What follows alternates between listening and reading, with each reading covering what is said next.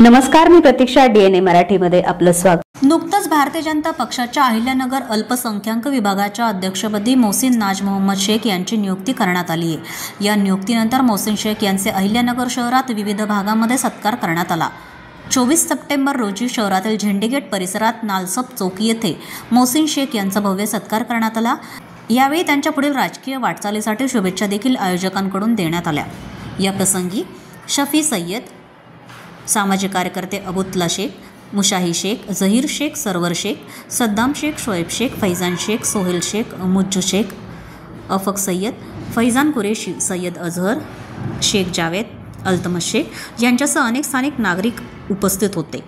मोहसिन शेख यांची भाजपा शहर जिल्हाध्यक्षांनी भाजपच्या अधिकृत पत्राद्वारे अहिल्यानगर अल्पसंख्याक विभागाच्या अध्यक्षपदी नियुक्ती केली होती. आज मोहसिन शेख यांचं बीजेपी अल्पसंख्याक शहर अध्यक्षपदी निवड झाली.